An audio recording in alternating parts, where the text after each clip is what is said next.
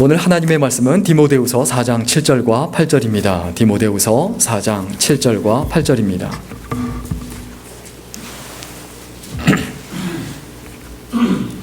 디모데후서 4장 7절과 8절 우리 한 목소리로 같이 읽겠습니다. 시작. 내가 선한 싸움을 싸우고 나의 달려갈 길을 마치고 믿음을 지켰으니 이제후로는 나를 위하여 의의 면류관이 예비되었으므로 주 곧 의로우신 재판장이 그날에 내게 주실 것이니 내게만 아니라 주의 나타나심을 사모하는 모든 자에게니라. 아멘. 오늘은 신앙의 고수가 되라, 신앙의 고수가 되라는 제목으로 함께 하나님의 말씀 나누겠습니다. 요즘에 살기가 상당히 어렵습니다. 점점 힘들어집니다. 아무리 생각해봐도 점점 답답하기만 해요. 좀 이 세상을 어떻게 하면 내가 행복하게 살 수 있을까? 기쁘게 살 수 있을까? 시원하게 살 수 있을까? 평안하게 살 수 있을까? 고민해보지만 그 고민을 하면 할수록 더 답답해져요. 왜 그럴까요? 오늘날 살아가는 세상에 여러 가지 전자기기가 나오고 여러 가지로 편리해졌어요. 편리는 해졌지만 평안하지는 않아요. 왜 그럴까요? 그 이유가 있습니다. 그 이유를 알려주는 하나의 그 이야기가 있는데, 소설 중에 달과 6펜스라는 소설이 있습니다. 이 서머셋 모음이라는 그 노벨 문학상을 받은 영국 작가가 지은 소설인데, 이 작품은 1848년에서 1903년까지 살았던 그 유명한 프랑스의 화가 폴 고갱의 이야기를 소설로 쓴 것이 바로 이 달과 6펜스입니다. 여기서 이 달과 6펜스라는 이 소설의 제목은 정말 중요해요. 달이 어떻게 생겼습니까? 잘 모르세요? 예, 동그랗죠? 예, 6펜스가 이제 돈이죠. 저 6펜스가 어떻게 생겼습니까? 동그랗습니다. 같이 동그래요. 그런데 이 고갱이 화가로 살아가면서 과연 내가 달을 쫓아가는 인생이 될 것인가? 아니면 저 동그란 돈을 쫓아가는, 동전을 쫓아가는 인생이 될 것인가? 이것을 고민한 것이 바로 이 내용입니다. 결국 이 고갱은 6펜스와 달 중에 어떤 것을 쫓아가냐면 바로 이 달을 쫓아갑니다. 그래서 모든 도시 생활을 다 버리고 정리하고 타히티라는 섬으로 가서 그러니까 그림을 그리는데, 그래서 그림 중에 하나를 좀 이렇게 준비했는데, 저기에 보면 타히티의 여인들이라는 저 그림, 아주 유명한 그림이죠. 이 고갱이 저런 그림들을 그리고 가장 유명한, 그 당시 당대 최고의 화가가 될 수 있었습니다. 이 사람은 고갱이란 사람은 절대로 자기 자신이 불행하다, 내가 잘못 살았다라고 후회하지 않았어요. 내가 인생을 제대로 살았다라고 선택을 하고, 그리고 그러한 스스로에 대한 평가를 할 수 있게 됐습니다. 왜 그럴까요? 그 이유가 뭘까요? 바로 6펜스를 쫓아가지 않고 뭘 쫓아갔기 때문이라고요? 달. 여러분, 우리의 마음속에 깊이 생각해야 합니다. 내가 6펜스짜리 인생이 될 것이냐, 아니면 달과 같은 인생이 될 것이냐. 모든 사람들이 기억하고 모든 사람들이 오래도록 쳐다보는 달과 같은 존재가 될 것이냐, 아니면 여기저기 굴러다니는 6펜스와 같은 인생이 될 것이냐. 내가 6펜스짜리 인생이다, 돈을 쫓아가는 그 인생이다 라고 스스로를 평가해 봤을 때 나중에 남는 건 뭐밖에 없을까요? 후회밖에 없습니다.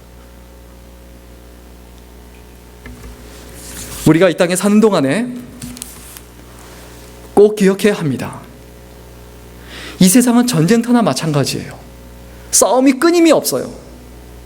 사도 바울 시대에, 오늘 성경 본문에 나오는 사도 바울 시대에 크리스천으로 산다는 것, 예수 믿는 사람으로 산다는 것은 무엇을 의미합니까?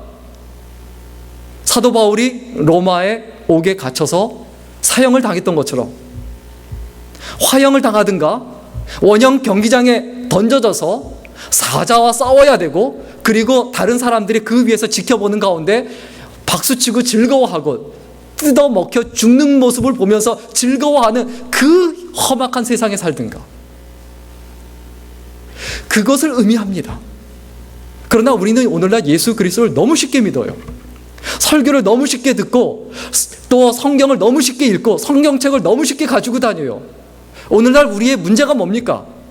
신앙이 쉬워지니까 삶이 어려워지는 거예요. 여러분, 하나님 은혜 가운데 사시려면 어떻게 해야 될까요? 신앙생활을 어렵게 하십시오. 힘들게 하십시오. 신앙생활 쉽게 하려고 하지 마십시오. 신앙생활 쉽게 하면 세상살이가 어려워집니다. 반대로 신앙생활을 어렵게 하고 힘들게 하려고 하고 신앙생활을 하면서 어려움을 느낄 정도로 그렇게 어렵게 하면 세상살이가 쉬워지는 줄 믿으시기를 주의 이름으로 간절히 축원합니다. 이 세상은 지금 오늘날 원형 경기장처럼 돼 있습니다. 거기에 던져져서 굶주린 사자, 맹수와 싸워야 하는 그 원형 경기장과 같습니다. 거기서 싸움을 하는데 하수가 있고 중수가 있고 고수가 있어요. 하수는 어떻습니까? 그냥 싸우기 위해서 싸워요. 그냥 싸우는 게 좋은 거예요. 기분 나쁘면 싸우고 기분 좋아도 싸웁니다. 심심해도 싸웁니다. 싸움 따기라고 하죠. 걸핏하면 여기서 시비 걸고 저 사람한테 시비 걸고. 참 제가 이제 중학교 때 학교 다닐 때 기억이 있는데 꼭 그런 친구들이 있어요. 괜히 시비 걸어요. 가만히 있는 사람 시비 걸어서 싸움 걸고 그리고 뭐 우르르 몰려다니면서 사람 패고 때리고. 그런데 어른이 돼서도 그래요. 인생의 재미가 어디 있느냐? 싸움에 있는 거예요. 그래서 늘 싸움질하며 살아가는 거죠. 그래서 이 사람들은 어떻습니까? 세상을 엉망으로 만들어 놓습니다. 세상을 지옥으로 만들어 놓고 싸움판으로 만들어 놓는 거예요. 내가 어떤 존재인가? 나로 인해서 가정에 불화가 있고 싸움이 있느냐? 나로 인해서 교회에 싸움이 있고 불화가 있느냐? 나로 인해서 세상에 싸움이 있고 불화가 있느냐? 이건 굉장히 중요한 문제입니다. 이건 하수 중에 하수입니다. 그 다음에 중수가 있어요. 그냥 보통 이기기 위해서 싸워요. 이 사람들은 이기기 위해서 그냥 경쟁에서 무조건 이기면 돼요. 밟고 이기면 돼요. 그런데 여기서 문제는 뭡니까? 세상은 원형 경기장 같다라고 말씀을 드렸습니다. 그 싸우는 것을 보면서 즐기는 사람들이 있어요. 그리고 이익을 보는 사람들은 따로 있어요. 그게 권력자들이에요. 그게 부자들이에요. 내가 왜 그들을 위하여 사자와 싸우고 맹수와 싸우고 우리들끼리 싸워야 합니까? 왜 우리가 구경거리가 돼야 하고 왜 우리가 손가락질거리가 돼야 합니까? 예수 믿는 사람들이 그러한 자리에 이르지 말아야 되죠. 예수 믿는 사람끼리 절대로 싸우지 말아야 합니다. 왜 세상 법정에 고소를 하는 일들이 왜 일어납니까? 왜 예수 믿는 사람끼리 왜 세상 사람들에게 재판을 받아야 합니까? 우리가 하나님 앞에 기억해야 합니다. 예수 믿는 사람들이 어떻게 살 것인가? 모든 일에 원망과 시비가 없이 하라고 했습니다. 교회 일을 하든 가정일을 하든 시비 걸 거리가 없어야 돼요. 원망 듣지 말아야 돼요. 오히려 감사의 대상이 돼야 되는데 항상 원망거리가 되고 불평거리가 되고 저 사람 없어졌으면 좋겠다라는 그런 평가를 듣는 사람이 된다. 원형 경기장에서 진짜 나쁜 사람은 누굽니까? 원형 경기장 안에서 싸우는 사람들이 아니에요. 거기 그 안에서 강자가 있고 약자가 있어요. 그 사람들이 나쁜 사람들이 아니고 누가 나쁜 사람입니까? 그 싸움을 붙여놓고 구경하는 사람들이에요. 그리고 그걸 보면서 좋다고 하는 사람들이에요. 그런데 우리는 어떤 모습을 추구하고 바라봅니까? 원형 경기장 밖에서 박수치며 구경하며 사람들이 싸우는 거, 교회가 싸우는 거, 가정이 싸우는 거, 그리고 직장에서 싸우는 거, 이걸 보면서 좋다고 재밌어하고 거기서 이득을 취하는 그 사람들. 그 사람들이 진짜 악이 아닐까요? 가치라는 것은 상대적 가치가 있고 절대적 가치가 있습니다. 우리들 자신에게는 절대적 가치가 있어요. 이건 절대로 바뀌지 않아요. 하나님께서 나를 어떻게 여기시는가? 이건 절대적 가치예요. 그런데 상대적 가치는 바뀌어요. 내가 어떤 사람에겐 귀한 사람일 수 있지만 어떤 사람에게는 하찮은 사람이거나 정말 없어져야 될 사람일 수도 있어요. 절대적 가치는 바뀌지 않아요. 하나님 앞에서 우리의 가치는 바뀌지 않아요. 그러나 하나님께서 우리에게 요구하시는 건 뭡니까? 너의 상대적 가치를 높여가라. 교회에서 귀한 존재가 되라. 가정에서 귀한 존재가 되라. 친구들 사이에서, 이웃들 사이에서 소중하고 귀하고 없어서는 안 되는 사람이 되라. 이것이 하나님의 뜻이에요. 그런데 이러한 목표조차 없다는 거예요. 이것을 위해서 노력조차 안 하면 어떻게 되겠습니까? 그러한 자리에 이르려야 이룰 수가 없죠. 답답한 게 뭔지 아세요? 절대적 가치는 또 망각하고 상대적 가치에 목숨을 걸어요. 그래서 어떻게 하냐?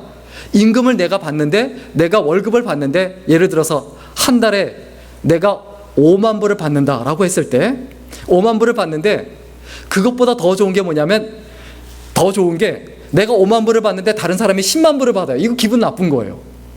그럼 어떤 게 더 좋은 겁니까? 어떤 게 더 좋은 겁니까? 어떻게 합니까? 내가 3만 불 받아도 좋으니까 다른 사람들이 나보다 2만 불 받든지 1만 불 받든지 더 적게 받아야 된다는 거예요. 상대적 가치에 목숨을 거는 거예요. 내가 다른 사람보다 잘 살아야 된다. 내가 다른 사람보다 인기 있어야 된다. 내가 다른 사람들보다 높아져야 된다. 예수 믿는 사람의 삶은 아닙니다. 예수 믿는 사람의 삶은 어떠해야 될까요? 우리가 이 땅에 사는 동안에 절대적 가치를 절대로 잊어버리지 말고 다른 것 때문에 흔들리지 말아야 합니다. 그래야 진짜 상대적 가치가 올라가고 높아집니다. 그래서 이 중수, 보통 사람들은 세상을 어떻게 만듭니까? 원형 경기장으로 만들어요. 끊임없이. 구경하고 즐기는 사람, 싸우는 사람, 그리고 그 싸움에서 패배하는 사람과 이기는 사람. 그 싸움에서 이긴 사람은 어떻습니까? 다음에 또 싸워야 돼요. 그런데 그 뒤에서 그 싸움을 조종하며 즐기는 사람들이 있죠. 왜 그 사람들에게, 그리고 왜 사단에게 놀이개감이 되고 왜 사단이 즐거워하는 일을 우리가 골라서 합니까? 뭐 하려고 시기합니까? 뭐 하려고 질투합니까? 뭐 하려고 미워합니까? 고수는 어떤 존재입니까? 그 위에 고수. 이 고수가 있습니다. 이 고수는 싸움에 목표가 있는 게 아니에요. 이기는 데 목표가 있는 게 아니에요. 어디에 목표가 있습니까? 뭔가 목적이 있는 거예요. 이루는 것. 무엇을 이루려고 할까요? 천국을 이루려고 하죠. 예수 믿는 사람은 어떻게 하면 내가 천국을 이루고 어떻게 하면 하나님 나라를 이룰 수 있을까? 어떻게 하면 교회가 하나님 나라가 되고 가정이 하나님 나라가 되고 이 시대가 하나님 나라가 될 수 있을까? 이것을 날마다 끊임없이 고민한다는 거예요. 우리는 마음속에 기억해야 될 게 있습니다. 이기는 게 좋은 거 아닙니다. 계속 우리 세상 살면서 잘못 배우고 있어요. 어렸을 때부터 경쟁에서 무조건 이겨야 된다. 그래서 지금도 아이들한테 교육할 때 경쟁에서 무조건 이기는 법을 배워요. 왜 세상이 살기 힘들어집니까? 서로 이기려고 하니까 뭐가 되죠? 지옥이 되는 겁니다. 우리는 오히려 져주는 법을 배워야 해요. 가만히 있으면 져요. 근데 이를 갈고 목숨을 걸고 달려들면 이겨요. 그런데 이길 수 있지만 져주는 법을 배우는 그 사람이 되는 법을 배워야 합니다.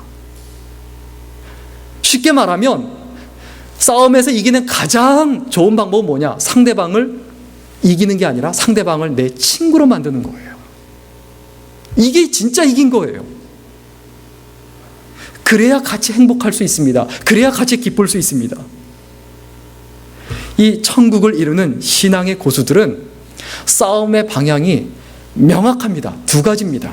오늘 성경 본문 먼저 7절 다 같이 읽겠습니다. 오늘 성경 본문 7절 다 같이 읽습니다. 시작. 내가 선한 싸움을 싸우고 나의 달려갈 길을 마치고 믿음을 지켰으니. 신앙의 고수들은 어떻게 하냐? 하수가 아니고 중수가 아니고 진짜 고수들은 어떻게 하냐? 반드시 싸움을 하는데 선한 싸움을 합니다. 악한 것을 위해서 싸우지 않아요. 나쁜 것을 위해서 싸우지 않아요. 쓸데없는 것, 필요 없는 것을 위해서 싸우지 않아요. 그 선한 싸움이란 뭘까요? 오늘 성경 본문에 믿음을 지켰으니라고 했어요. 예수 믿는 사람은 우리가 가지고 있는 돈이 아니라 명예가 아니라 인기가 아니라 무엇을? 믿음을 지키기 위해서 싸워야 합니다. 믿음을 지키기 위해서. 이 믿음을 지키는 싸움이 어떤 겁니까? 하나님께서 원하시는 싸움을 하는 거예요. 쉽게 말하면 하나님께서 원하시는 싸움을 하려고 하면 감정 때문에 싸우지 않아요. 욕심 때문에 싸우지 않아요. 자기 자존심 때문에 싸우지 않아요. 감정이란 것이 우리는 끊임없이 싸움을 붙입니다. 또 욕심이 끊임없이 싸움을 붙입니다. 그런데 오늘 성경 부분의 사도 바울은 돈 갖고 씨름하지 않았어요. 자기 개인적인 감정 갖고 인기 갖고 씨름하지 않았어요. 그냥 다 버렸어요. 내가 분토와 같이, 내가 배설물과 같이 다 버린다고 했어요. 왜? 내가 선한 싸움을 싸우기 위해서는 다 버려야 돼요. 내가 선한 싸움을 싸운다는 건 뭡니까? 선한 싸움을 싸우는 사람이 이것저것 따집니까? 안 따져요. 싸울 때 이것저것 안 따집니다. 안경 썼으면 안경 벗고, 거창스러운 거 있으면 다 벗어 던져요. 일반적인 싸움도 그렇습니다. 선한 싸움도 마찬가지입니다. 그 싸움을 위해서 벗어 던질 줄 알아야 돼요. 그래서 이 신앙의 고수는 특징이 있습니다. 이 고수의 특징, 삶이 단순합니다. 삶이 어떻다고요? 아주 단순합니다. 불필요한 것을 다 털어내요. 내가 하나님께 영광을 돌리고 선한 싸움을 싸우는데 이것이 필요한가 필요하지 않은가? 필요 없으면 그냥 끝. 본질적인 것에만 집중을 하고 비본질적인 것은 그냥 신경 안 쓴다는 거예요. 그러니까 삶이 단순하죠. 그래서 예스와 노 하기가 편해져요. 여러분, 뭘 결정하기가 어려우세요? 삶이 복잡하다는 얘기입니다. 내가 이럴까 저럴까 고민한다. 지금 삶이 정돈이 안 된 거예요.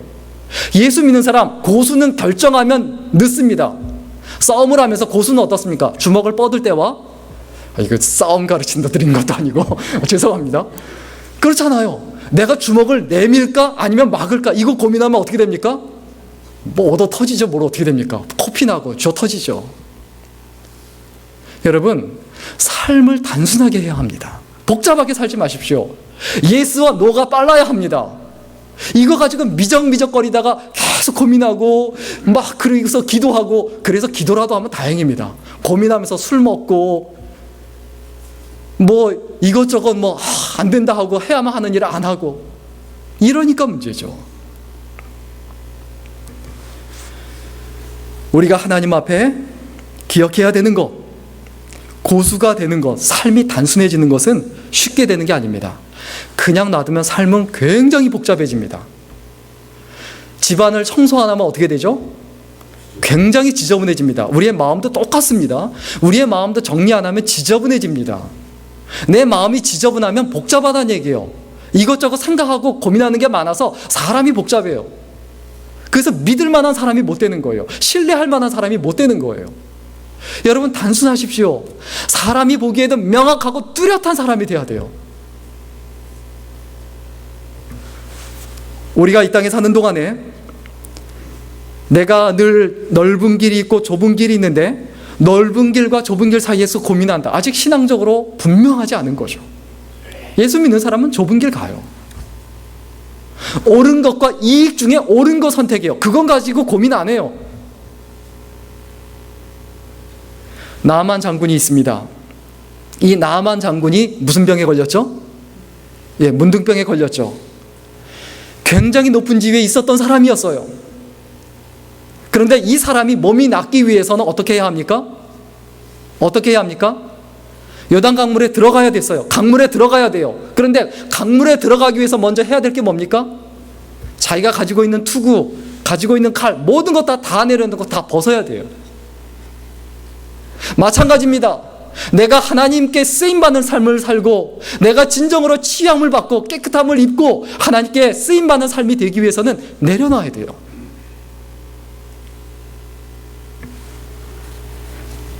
그 다음에 고수는 목표를 정확하게 합니다. 내 싸움의 대상이 뭔지를 알아요. 누군지를 알아요. 어떤 엄마들 보면 참 제일 답답한 엄마가 누구냐? 맨날 애들하고 싸워요. 자기 자녀하고 맨날 이래라 저래라, 아직도 안 했냐, 뭐 언제 할 거냐, 그 온갖 협박하고 맨날 자녀하고 싸워요. 집에서. 아니 어떻게, 왜 자식하고 왜 싸웁니까? 뭐 하려고. 공부 안 하면 지들 인생인데 지들 망치는 건데. 그 간단하게 얘기해야 되죠. 너 공부 안 할 거야? 그래, 있어, 좋아. 그럼 네가 어떻게 할 거냐? 한번 생각해 봐라. 네가 어떻게 인생을 살아갈 건지, 어떤 집에 살 거며, 또 어떻게 돈을 벌 거며, 그리고 어떻게 네 자녀들에게 너도 결혼을 해서 아이들을 낳을 건데 어떻게 할 건지 한번 생각해 봐라. 스스로 생각하게 하라는 거예요. 그래서 네가 그것이 좋다. 네가 지금 이렇게 살아가면 너는 앞으로 이렇게 될 거다. 그럼 네가 선택해라. 고수는 목표를 정확하게 합니다. 이걸 놓치면 고수가 아니에요. 싸움의 대상을 놓치지 말아야 돼요. 내가 이뤄야 될 것이 무엇인지. 가정생활 하다 보면 기분 나쁠 때 많습니다. 기분 나쁘다고 가정을 망치면 안 됩니다. 교회 생활하면서 기분 나쁠 수 있습니다. 갈등이 생길 수 있습니다. 갈등과 기분 나쁜 것 때문에 내가 신앙생활 망치고 교회 생활 망치면 안 되죠. 직장생활 마찬가지입니다. 직장생활하면서 기분 나쁘다고 망치고 그냥 걸핏하면 사표 쓰고 나오고 그냥 걸핏하면 싸운다. 인생 망치는 거예요. 고수가 아니고 뭐죠? 중수 이하, 하수. 왜 그 하수가 되면 어떻게 됩니까? 하수도 같은 삶이 됩니다. 죄송합니다. 과학적 표현을 써서. 성경을 보는데도 마찬가지입니다. 왜 내가 성경을 봅니까? 내가 성경을 알고 아는 척하고 잘난 척하기 위해서가 아니죠. 성경을 보는 이유는 뚜렷하고 분명하죠. 내가 하나님 말씀대로 살기 위해서예요. 하나님 말씀대로 예스와 노를 분명하게 하기 위해서예요. 우리가 이 부분을 끊임없이 기억해야 합니다. 내가 예배드리는 이유가 무엇인가? 내가 사는 이유가 무엇인가? 내가 심지어 밥을 먹고 잠을 자는 이유가 무엇인가? 그 이유, 그 목표를 절대로 놓치지 말아야 합니다. 그리고 고수는 전형적인 특징이 있습니다. 겸손합니다. 그래서 이 고수는 어떻습니까? 다른 사람들은 늘 존중해요. 늘 존중해주고 높여줘요. 뭐 음악계라든지 음악을 잘하는 그 고수라든지 아주 최고의 명인이라든지 이런 사람들 보면 그 삶이 굉장히 단순해요. 복잡하지 않고 굉장히 순수해요. 그리고 다른 사람한테 무례하지 않아요. 하수가 어떻습니까? 괜히 잘난 척하고 허세를 부리죠. 허세를 부리면서 괜히 다른 사람 무시하고 괜히 의시되고. 그런데 고수는 어떻습니까? 말 안 해요.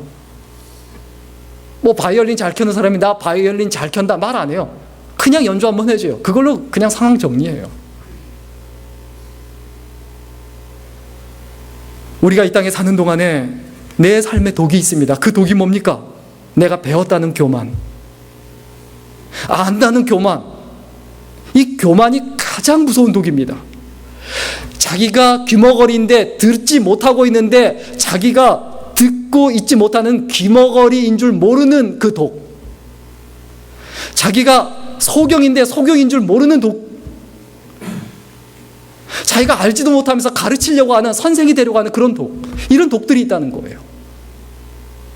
내 삶에 이 독을 해결하지 못하면 내 삶은 어떻습니까? 병들죠. 19살 나이에 장원급제에서 20살에 이 경기도 파주 군수가 된 맹사성이란 분이 있었습니다. 이 맹사성의 그 일화가 굉장히 많죠.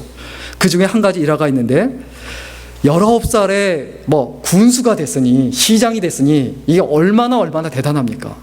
그런데 자기가 좀 이렇게 시장으로서, 군수로서 좀 이렇게 뭔가 좀 잘 해보기 위해서 그 당시에 아주 유명한 스님, 그 선사가 있었는데 선사한테 찾아갔어요. 그 무명의 선사지만은 찾아가서 이런 질문을 했습니다. 스님이 생각하기에 이 고을을 다스리는 사람으로서 내가 최고로 삼아야 할 좌우명이 무엇이라고 생각합니까? 이렇게 물어봤어요. 그러니까 무명 선사가 이렇게 대답합니다. 그건 어렵지 않습니다. 아주 간단합니다. 나쁜 일은 하지 말고 착한 일은 많이 하십시오. 이렇게 황당한 거예요. 이게 무슨 조언을 해주는 거예요? 그렇잖아요. 나쁜 일은 어떻게 하라고요? 하지 말고 착한 일은 어떻게 하라고요? 많이 해라. 그러니까 맹사성이 황당해서 그건 누구나 다 합니다. 그런 얘기 들으려고 내가 여기까지 찾아온 줄 압니까? 그런 얘기 하지 말라고 이렇게 얘기를 해요. 그러니까 이 맹사성이 화가 나서 그 얘기 던지고 그냥 가려고 하니까 아이고 그러지 말고 여기까지 왔는데 차나 한 잔 마시고 가라고. 차나 한 잔 마시고 가라고. 그래서 억지로 앉혔습니다. 그래서 앉았어요. 그래서 찻잔을 딱 들었는데 따라주는데 뜨거운 차를 그냥 계속 붓는데 찬잔이 조그맣잖아요. 근데 넘치는데도 계속 따르고 있는 거예요. 계속. 그러니까 화가 나서 스님 이게 뭐 하는 일입니까? 제가 나이가 적다고 나를 무시하는 겁니까? 막 화를 냈어요. 그때 스님이 하는 말이 찬물이 넘쳐서 방바닥을 넘치는 것은 알고 방바닥을 적시는 것을 알고 지식이 넘쳐서 인품을 망치는 것은 모르십니까? 우리가 몰라서 문제가 아니에요. 너무 알아서 문제예요. 우리가 하나님 앞에 기억해야 되고 알아야 될 게 있습니다. 내가 모른다는 걸 알아야 돼요. 내가 모른다는 것을 모르는 게 이게 문제예요. 또 내가 아는 것에 대해서 또 어떻게 합니까? 아는 것을 모른다고 해요. 왜? 자기 이익에 따라서, 자기 감정에 따라서 아는 것을 모른 척해요. 그래서 우리 아이들이 1.5세, 2세 아이들이 한국말 알아듣고도 유리하면 알아듣고 불리하면 어떻게 하죠? 모르다 알아들은 척. 근데 이게 참 우리가 좀 직장생활 하면서 미국 사람들 대할 때도 상당히 그럴 수 있죠. 특히 이제 경찰한테 잡혔을 때 불리할 땐 못 알아듣는다고 계속 그러다가 유리하면 또 다 알아듣고. 우리 예수 믿는 사람은 어딜 가서 부끄러운 행동과 삶을 살지 말아야 합니다.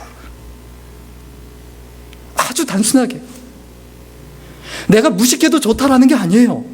불의해도 좋다라는 게 말하는 게 아닙니다. 비겁해도 좋다라는 게 아닙니다. 내 스스로를 절제하고 자제할 줄 알아야 된다는 겁니다.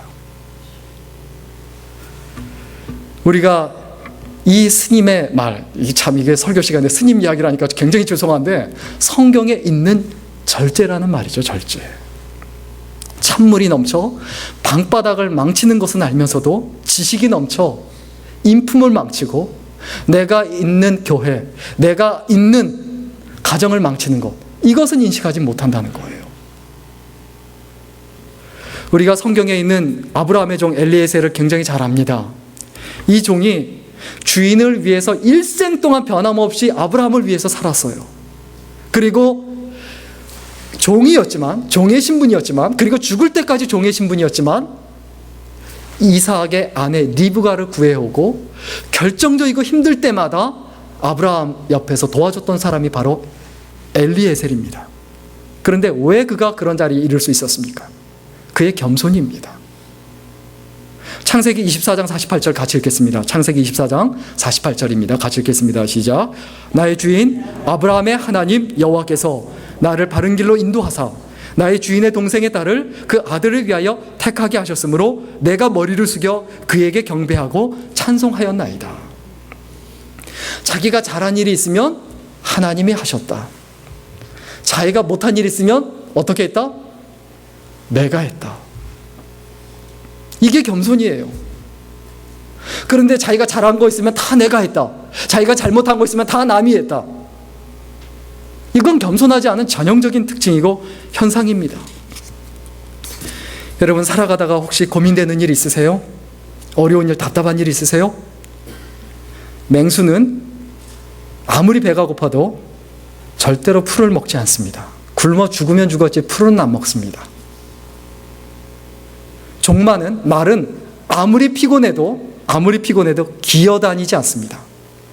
맹수가 풀을 먹을까 말까 고민하지 않듯, 그리고 종마가 피곤하다고 기어다닐까 말까 고민하지 않듯 그냥 쓰러지면 쓰러졌지 절대로 기어다니지 않죠. 또 무소는 어떻습니까? 자기가 무섭다고 해서 등 돌리고 도망가지 않아요. 그거 가지고 고민하지 않아요. 마찬가지입니다. 믿음의 사람은 옳지 않은 것을 놓고 고민하지 않습니다. 옳지 않은 것을 놓고 이득을 위해서 내가 이걸 할까 말까 고민 안 한다는 거예요. 이게 믿음의 사람이에요. 여러분, 찜찜하면 하지 말아야 합니다. 항상 옳은 것을 선택하고, 그리고 해야만 하는 것은 하고 하지 말아야 하는 것은 하지 않는 것, 이것이 믿음의 사람이 살아가는 삶입니다. 우리는 계속 착각하는 게 있어요. 그 착각이 뭡니까? 내가 성경을 읽으면 크리스천이라고 생각해요. 내가 그냥 기도를 했다고 해서 크리스천이라고 생각해요. 내가 기독교적인 용어를 사용한다고 해서 내가 크리스천이라고 생각해요. 내가 교회에 와서 앉아있다라고 해서 크리스천이라고 생각해요. 절대 아닙니다. 내가 크리스천이라고 하면 내가 성경을 읽었다고 하는, 성경을 안다고 하는 것을 삶으로 증명해야 합니다. 내가 기도하는 사람이라는 것을 삶으로 증명해야 합니다. 여러분, 증명하는 인생이 되어야 합니다. 이렇게 될 때 내 삶이 형통하게 되고 하나님께 인정받고 사람에게도 인정받는 삶이 되죠. 그 다음에 이 신앙의 고수는 싸움을 하는데 어떤 싸움을 하냐 하면 마지막을 위한 싸움을 합니다. 오늘 성경 본문 8절 다 같이 읽겠습니다. 오늘 성경 본문 8절입니다. 시작. 이제후로는 나를 위하여 의의 면류관이 예비되었으므로 주곧 의로우신 재판장이 그날에 내게 주실 것이니 내게만 아니라 주의 나타나심을 사모하는 모든 자에게니라. 사도 바울이 어떤 싸움을 합니까? 지금을 위한 싸움을 하지 않았어요. 마지막을 위한 싸움, 하나님 앞에 섰을 때를 위한, 그때를 위한 싸움을 했다는 것을 잊어버리지 말아야 합니다. 하나님 앞에 섰을 때 하나님께서 나한테 뭐라고 할 것인가? 시작이 있으면 반드시 끝이 있습니다. 고수는 반드시 마지막을 생각합니다. 지금 한 대 맞더라도 마지막에 쓰러뜨릴 걸 생각하는 것이 고수예요. 지금 안 만지려고 하다가 나중에 더 많이 맞게 되는 거, 이게 답답한 인생이에요. 맞을 일 했으면 어떻게 하고 해결하는 게 낫습니까? 맞고 해결하는 게 제일 편합니다. 안 맞으려고 괜히 용 쓰다가 더 맞습니다. 욕 먹을 일 했으면 어떻게 해야 됩니까? 욕 먹고 해결해야지, 욕 안 먹으려고 이리 핑계대고 저리 핑계대고 막 말 둘러대고 이러다가 아주 간교한 사람밖에 안 돼요. 어떤 존재가 돼야 합니까? 내가 하나님 앞에 잘못했으면 잘못했다, 이렇게 이야기하고 순수하게 이야기해서 차라리 대인배가 되고, 야, 참 그 사람 대인배야, 이 말을 들은 게 훨씬 낫지 않을까요? 우리의 시작은 분명히 빈손이었습니다. 돌아갈 때도 빈손일 겁니다. 그러면 내가 마지막에 돌아갈 날 빈손으로 돌아갈 건데 그때 얻을 것이 무엇인가? 그 마지막, 그리고 하나님 앞에 섰을 때 그때를 생각하며 살아가야 된다는 거죠. 마지막에 이기는 사람이 진짜 이기는 사람입니다. 인생을 망치고 마지막을 생각하지 않아서 인생을 망쳤던 전형적인 사람이 누굽니까? 바로 삼손입니다. 여자 좋으니까 여자 쫓아다니고, 친구 좋으니까 친구 쫓아다니고, 그냥 자기 좋은 것만 일생 쫓아다니다가 인생을 완전히 망쳤어요. 그래서 어떻게 됩니까? 나중에 우리 사사기 16장 21절 다 같이 읽겠습니다. 사사기 16장 21절입니다. 같이 읽습니다. 시작. 블레셋 사람이 그를 잡아 그 눈을 빼고 끌고 가사에 내려가 노줄로 매고 그로 옥중에서 맷돌을 돌리게 하였더라. 그가 붙잡아서 머리 깎이고, 자기가 깎은 게 아니죠. 머리 깎이고, 그리고 눈이 뽑히고, 눈이 뽑히기 전에 이미 그 사람은 정력에 눈이 멀었어요. 왜 눈이 뽑힌 겁니까? 너 눈 있으면 뭐하냐? 보지도 못하는데, 쓸데없는 거 보고 있는데 너 눈 뽑아버리는 게 낫다. 그리고 어떻게 합니까? 묶여서 자기 발로 여기저기 마음대로 돌아다니니까, 너 그렇게 마음대로 돌아다니면 뭐하냐? 쓸데없이 사고만 치고 다니고 하나님 보시기에 합당하고 아름답지 않은 삶을 살아가는데, 너 차라리 눈 뽑히고 맷돌을 묶여서 소가 돌리고 짐승이 돌리는 그거나 평생 묶고 살아라. 그 상태에 이르게 된 거예요. 삼손이 그 상태가 된 게 이미 오래전이에요. 그때 그 순간이 아니라는 거예요. 평소에 그렇게 맷돌을, 남을 위하여 맷돌을 돌리는 삶을 살고, 사단을 위하여 맷돌을 돌리는 삶을 살고, 사단을 위하여 눈먼 삶을 살았다는 거예요. 우리가 이 부분에서 절대로 잊어버리지 말아야 합니다. 그런데 이 삼손이 그래도 마지막에 하나님께 은혜를 입습니다. 기도를 합니다. 어떻게 하니까 드디어 처음 기도하죠? 삼손의 이야기가 정말 많이 나오는데, 성경에 많이 나오는데, 유일하게 죽기 전에 딱 한 번 기도해요. 어떻게 하니까 기도하죠? 머리 잘려서 힘없어지고, 눈 뽑히고, 그리고 온몸 묶여서 맷돌을 돌리고, 그런 인생이 되니까 그제서야 비로소 기도하는 사람이 되었다. 이게 답답한 거예요. 여러분, 언제 기도하시렵니까? 눈 뽑힌 다음에요? 머리 다 깎인 다음에요? 다 힘 없어진 다음에요? 맷돌에 묶여서 꼼짝 못하고 남을 위하여 맷돌 돌리는, 일생 동안 남을 위하여 맷돌 돌리고 사단을 위하여 맷돌을 돌리는 인생을 살게 된 다음에, 그 다음에 죽기 전에 하나님 이번 한 번만 나로 좀 어떻게 해주옵소서. 이게 우리의 인생이 돼야 될까요? 사사기 16장 28절 참 애처로운 마지막 기도입니다. 우리 같이 읽어보겠습니다. 사사기 16장 28절입니다. 시작. 삼손이 여호와께 부르짖어 가로되 주 여호와여 구하옵나니 나를 생각하옵소서. 하나님이여 구하옵나니 이번만 나로 강하게 하사 블레셋 사람이 나의 두 눈을 뺀 원수를 단번에 갚게 하옵소서 하고. 좀 평소에 이 기도대로 좀 살지. 평소에 이렇게 기도하고 평소에 좀 살아가지. 왜 죽기 전에 비참한 가운데 이르러서 왜 그렇게 기도하고 왜 마지막을 그렇게 살아가냐는 거예요. 삼손의 삶 참 보면서 아깝지 않으세요? 삼손의 삶만 아까운 거 아닙니다. 우리들의 삶도 아까운 거예요. 이렇게 살고 있다면, 정욕의 눈이 멀어서.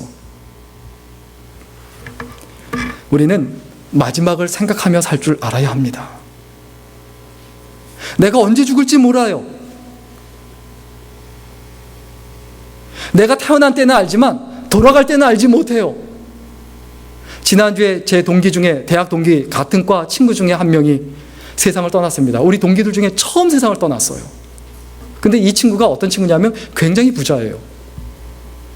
정말 부자로 살아서 소위 그 당시 말하는 오렌지족이라고 말하는 그쪽에 해당하는 친구예요. 근데 그 친구가 당연히 공부 안 하죠. 할 일이 없죠. 근데 그래도 그 친구가 잘했던 건 뭐냐 하면 부자라고 거들먹거린 적이 없어요. 그리고 자기가 부자라고 해서 그거 가지고 막 펑펑 쓰고 막 화려하게 이렇게 다니지 않았는데, 그 친구가 부자란 걸 알고 그 친구 집에 가보고 그 친구 아버지가 사업하는 거 보고 아주 깜짝 놀랄 정도로 와 진짜 부자다. 그때 들었던 마음, 저도 들었던 마음, 그 친구한테 차마 하지 못했는데 했던 마음이었냐면, 너 그렇게 부자인데 나하고 놀아줘서 고마워.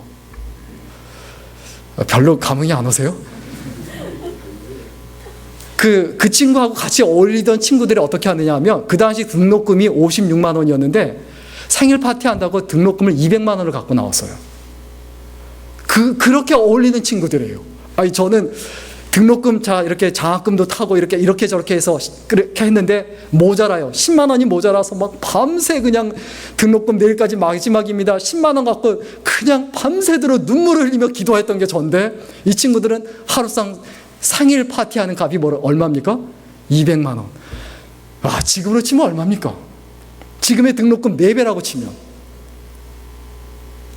근데 그 친구가 그냥 병석에 누워있다가 세상 떠났어요. 그래서 드는 생각이, 부자면 뭐하냐. 제가 그 친구를 생각하면 좀 글을 쓰면서 이런 글을 썼어요.